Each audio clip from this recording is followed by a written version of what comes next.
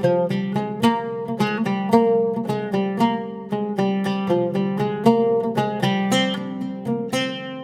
இன்னைக்கு நல்ல சாஃப்டான பஞ்சு போல் ரவை இட்லி எப்படி பண்ணுறதுன்னு பார்க்க போகிறோம்.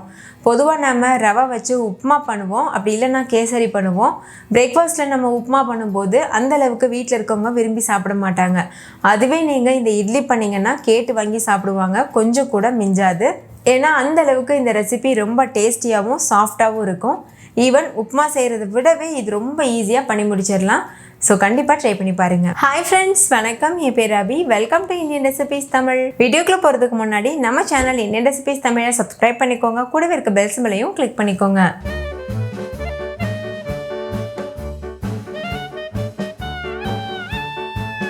ஃபஸ்ட் இந்த ரெசிபி பண்ணுறதுக்கு ஒரு கடாயில் 1 டேபிள் ஸ்பூன் நெய் சேர்த்துக்கோங்க. நெய் சூடானதும் 1 கைப்பிடி அளவு முந்திரி பருப்பு சேர்த்துக்கோங்க.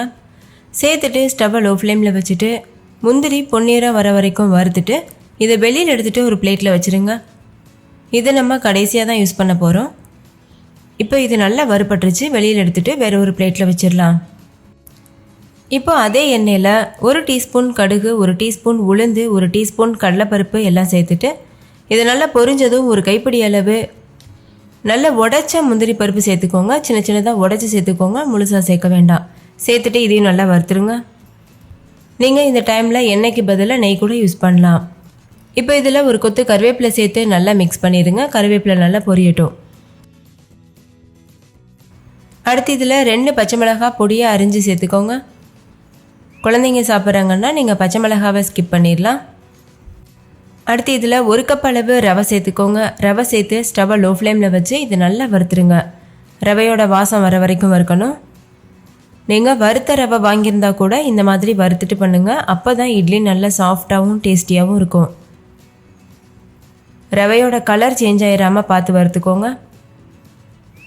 இப்போ பாருங்கள், ரவை நல்லா வறுபட்டிருக்கு. இந்த ஸ்டேஜில் இது கூட ஒரு 1/4 டீஸ்பூன் அளவு பெருங்காயத்தூள் சேர்த்துக்கோங்க. சேர்த்துட்டு இதையும் நல்லா மிக்ஸ் பண்ணிடுங்க. மிக்ஸ் பண்ணிவிட்டு ஸ்டவ் ஆஃப் பண்ணிடுங்க. ஸ்டவ் ஆஃப் பண்ணிவிட்டு நல்லா ஆற வச்சுருங்க.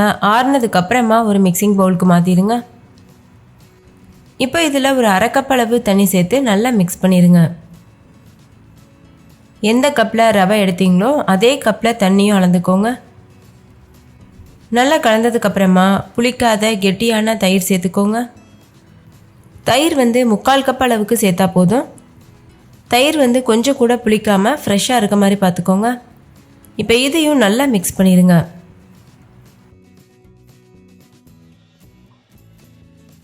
நல்லா மிக்ஸ் பண்ணதுக்கப்புறமா தேவையான அளவு உப்பு சேர்த்து மிக்ஸ் பண்ணிக்கோங்க. நான் 1 டீஸ்பூன் அளவு உப்பு சேர்த்துருக்கேன்.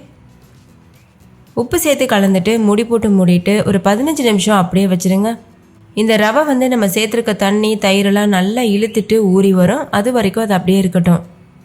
ரவை ஊறி வர்றதுக்குள்ளே நம்ம ஏற்கனவே வறுத்து எடுத்து வச்சுருந்தோம்ல முந்திரி, அதை ஒரு நெய் இல்லைன்னா எண்ணெய் தடவின இட்லி பிளேட்டில் இந்த மாதிரி அரேஞ்ச் பண்ணிடுங்க. இது எதுக்காகனா இட்லி நம்ம ஊற்றும் போது மேலே ஒரு முந்திரி பார்க்குறதுக்கு அழகாக இருக்கும், அதுக்காக. இப்போ இது ஒரு உரமாக இருக்கட்டும்.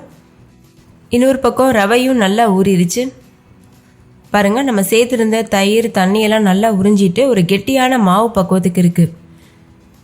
இப்போ இதை நம்ம தேவையான அளவு தண்ணி சேர்த்து இட்லி மாவு பதத்துக்கு மிக்ஸ் பண்ணணும். ஃபஸ்ட்டு நல்லா இது போல் கலந்துருங்க. கலந்ததுக்கப்புறமா தண்ணி சேர்த்துக்கோங்க. தண்ணி எடுத்ததுமே அதிகம் சேர்த்துறாதீங்க, கொஞ்சம் கொஞ்சமாக சேர்த்துட்டு நம்ம நார்மலாக இட்லி ஊற்றுவோம்ல அந்த மாவு பக்குவம் வர வரைக்கும் மிக்ஸ் பண்ணிக்கோங்க. இப்போ பாருங்கள், இட்லி மாவு கன்சிஸ்டன்சிக்கு கரெக்டாக நம்ம மிக்ஸ் பண்ணி வச்சுருக்கோம். இது கரெக்டான கன்சிஸ்டன்சி. இப்போ இதில் ஒரு 1/2 டீஸ்பூன் அளவுக்கு பேக்கிங் சோடா சேர்த்துக்கோங்க. நீங்கள் பேக்கிங் சோடாக்கு பதிலாக ஈனோ கூட சேர்க்கலாம். ஈனோ சேர்க்குறதா இருந்தாலும் ஒரு 1/2 டீஸ்பூன் அளவு சேர்த்தா போதும். சேர்த்துட்டு கொஞ்சமாக தண்ணி சேர்த்து மிக்ஸ் பண்ணிக்கோங்க. தண்ணி சேர்க்கும்போது தான் நம்ம சேர்க்குற ஈனோ இல்லைனா பேக்கிங் சோடா நல்லா ஆக்டிவேட் ஆகி வரும். இப்போ இதில் ஒரு கைப்பிடி அளவு கொத்தமல்லி இலைகளை பொடியாக அரிஞ்சு சேர்த்துட்டு அதையும் நல்லா மிக்ஸ் பண்ணிடுங்க. அவ்வளோதான், ரவை இட்லி மாவு தயாராகிருச்சு. இப்போ நம்ம இதில் இட்லி பண்ணிடலாம்.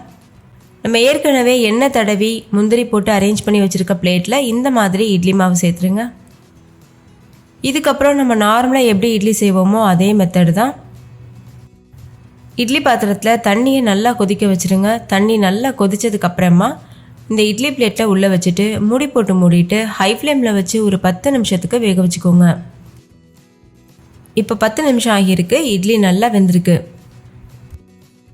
ஸ்டவ் ஆஃப் பண்ணிவிட்டு லேசாக இட்லி சூடு ஆறுனதுக்கப்புறமா இந்த மாதிரி டிமோல்ட் பண்ணி வெளியில் எடுத்துருங்க.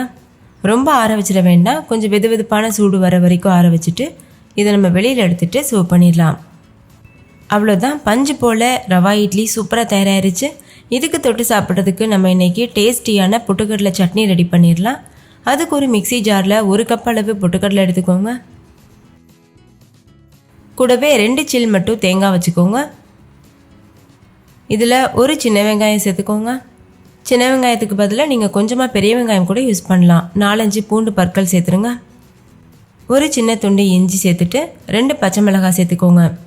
கூடவே தேவையான அளவு உப்பு, 1 டீஸ்பூன் வெல்லம் சேர்த்துக்கோங்க. கொஞ்சமாக தண்ணி சேர்த்து எந்த அளவு முடியுமோ அந்தளவுக்கு நைஸாக அரைச்சிக்கோங்க. அரைச்ச சட்னியை ஒரு மிக்சிங் பவுலுக்கு மாற்றிடுங்க.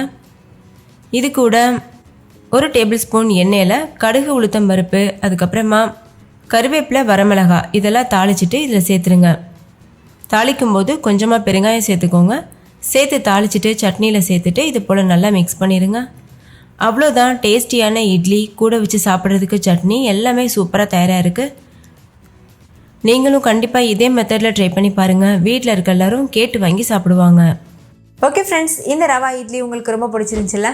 பிடிச்சிருந்தா லைக் பண்ணுங்கள், உங்கள் ஃப்ரெண்ட்ஸ் கூடவும் ஷேர் பண்ணுங்கள். நீங்களும் வீட்டில் செஞ்சு பார்த்துட்டு டேஸ்ட் எப்படி இருந்ததுன்னு கமெண்ட்டில் சொல்லுங்கள். தேங்க்யூ, பாய்.